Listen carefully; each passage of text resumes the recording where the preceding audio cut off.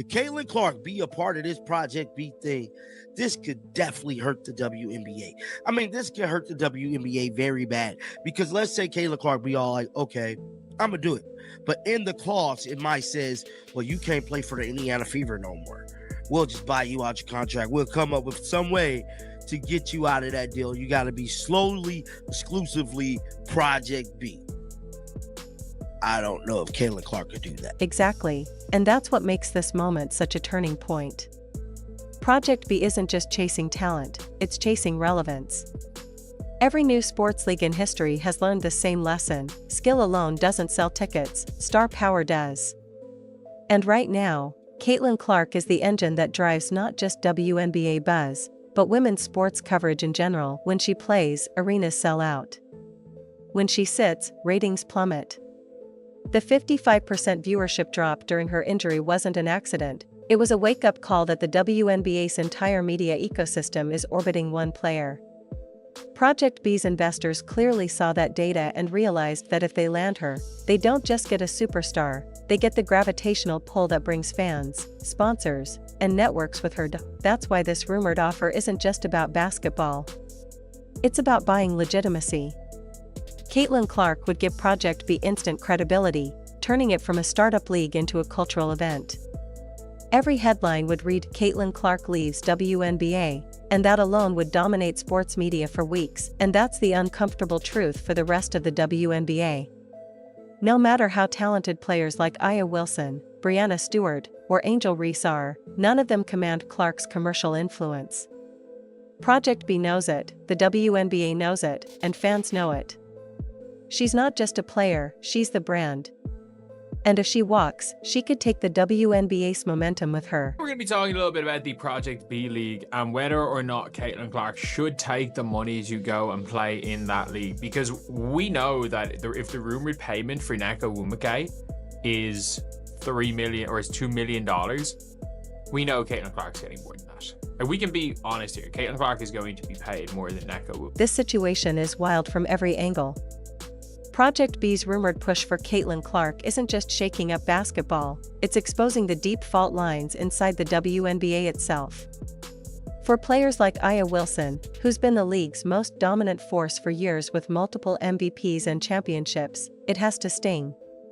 She's carried the WNBA's competitive banner, but now an entirely new league is reportedly building its identity around someone else. Not her. Not the reigning champions. Caitlin. And that difference, between being the best and being the biggest, is what's making this moment so uncomfortable. Angel Reese is likely feeling the same way. She's built a massive following, full of charisma and confidence, but the billion-dollar headlines aren't about her either. Project B has made it clear who they think moves the global needle, and it's the one player who turned every WNBA broadcast into must-see TV. Like it or not, Caitlin Clark has become the gravitational center of women's basketball. The league itself is designed strategically, 6 teams, 11 players each, 66 total.